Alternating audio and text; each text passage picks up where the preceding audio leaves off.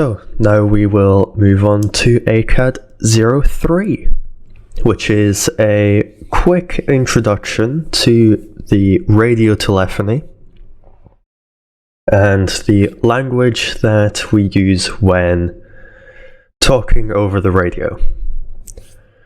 So the first thing that is used a lot is what we would call the ICAO phonetic alphabet, or radiotelephony alphabet, or spelling alphabet. It goes by many names. Many people will also know it as the NATO phonetic alphabet. It's all the same thing. We just call it different things depending on what context it's being used in. If you've been kind of around any military circles, milsim groups, or even kind of films involving this thing, or involving military or radio communications, you will have heard this. And learning it will definitely treat you well over the course of your simulated air traffic control career. The slightly lesser spoken about side of it is how we would pronounce numbers, because to avoid ambiguity with other words and just clarity over a VHF radio, we also have a specific way of saying numbers. So most of them are self-explanatory. We say tree instead of three, typically. We also tend to say four, just emphasizing that first syllable instead of four. Five instead of five. And niner instead of nine. And when we are transmitting numbers which have a decimal point in them, we use the word decimal. And we again just emphasize that first syllable just to make sure it's heard clearly.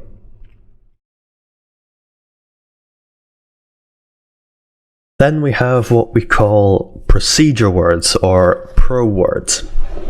These are fairly self-explanatory if you are an English speaker. However, they do have more precise meanings than they do in normal English. There are several ones. One to note is break break, which we would use to separate two messages when we are transmitting to two different aircraft but don't want to release our push to talk and press our push to talk back down again.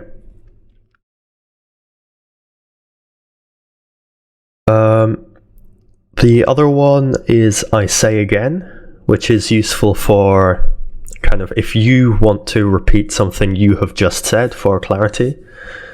So for example, turn right heading 270 degrees. I say again 270 degrees, just to be able to emphasize that point.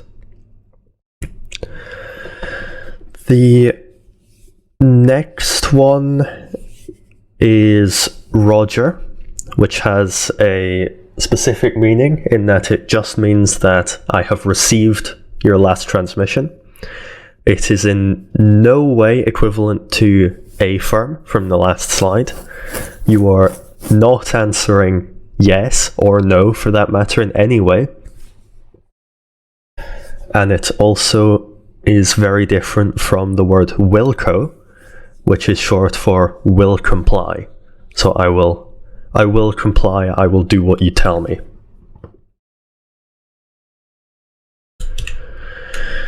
We also have a specific way of formatting our transmissions. The first part of a transmission is whoever we are trying to talk to, their call sign. Then we say our call sign, so who is talking to them, who are we, and then we transmit our message. So in this example 1-1, a napoground, hold position. So we are a napoground, and we are telling example 1-1 to hold position. The reason for this order of call signs is that if you are listening to a radio, you are listening for your own call sign. So if we are example 1-1 and we hear the message, we swap them round, a napoground example 1-1 hold position, we are only going to start listening after our call sign, which means we have no idea who's talking to us. So if we say the call sign we are talking to first, they will then start listening during this part of the transmission, and then they will continue to listen when we say who we are, who is talking to them, and when we give them our message. We also have the ability on controllers' frequencies that once we have established communications with them, or after initial contact, we would also call it, the controller's call sign is normally left out because it's obvious who you're talking to, effectively.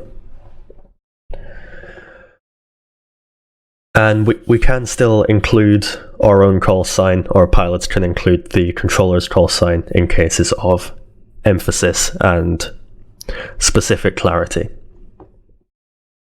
So in this example, the controller asks example 1-1 to report downwind. The controller does not use their call sign because it's obvious. And the pilot, when they are reporting downwind, does not need to use the controller's call sign, they only use their own. So in this case, example 1-1 downwind.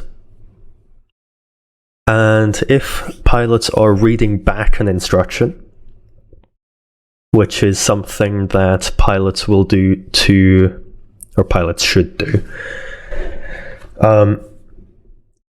to refer back to the controller that they have heard and understood their message, and then the controller is able to correct that if they have, either the controller has made a mistake or if the pilot heard it incorrectly or wrote it down incorrectly. So in this case, for an exchange like example 1-1, hold position, the pilot responds, hold position, example 1-1.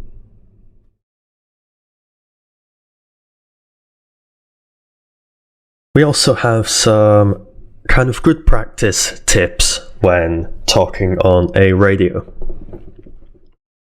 If you have not understood what someone has been saying, ask them to say again. Ask them to repeat their message. It will be far more beneficial for you to take that extra bit of time to understand what they've said completely, rather than just guessing and probably getting it wrong. Then with a bit of transmitting technique, we call it a push-to-talk button, not a push-to-think button.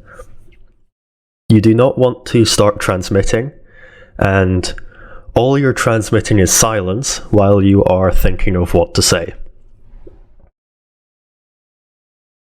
This is because when you are transmitting, you A, cannot receive what anyone else is saying, and B, no one else can transmit on that frequency. You are what we would call blocking the entire frequency. Then we also want to make sure you push your push-to-talk down and then start speaking, so you don't cut off the start of your transmission. And similarly at the end, making sure you stop speaking and then release your push to talk. You don't want to start transmitting at the same time that you start talking and stop transmitting at the same time that you stop talking. In which case you will cut off the start and or the end of your transmission. If you are monitoring multiple frequencies simultaneously, which is quite common as a controller, you can either pipe the audio from different radios into different ears, or what I personally do is I reduce the volume on frequencies that I am monitoring but I'm not operating on. But this is all personal preference and you should figure it out for yourself. Then if you are a bit kind of overwhelmed, you can always ask pilots to stand by whilst you figure something out, or if you are expecting something to happen soon and you don't want that pilot's transmission to lock up the frequency for a bit. But generally, if you do this, you should keep track of the aircraft you've told to stand by and get back to them within as short an amount of time as possible, or at least give them an idea of the delay. Then if pilots are struggling to hear you or people are asking you to say again quite a lot, you can request a radio check from them and just get a bit more information about what you sound like on their end. So say you're loud, quiet, maybe you're quite noisy, or you're coming in broken, so the audio's kind of choppy, or something like that. So to summarize ACAD-03, we had a look at transmitting letters and how we do that using the ICAO phonetic alphabet. We also looked at transmitting numbers and how we would do that on a frequency. We had a look at some procedure words or pro words. And again, to reiterate, Roger is not the same as affirm. They are two very different words with very different meanings. We also had a look at the transmission formats we tend to use. So who we're talking to, who we are, and what we want. We looked at when we can omit controller call signs from that,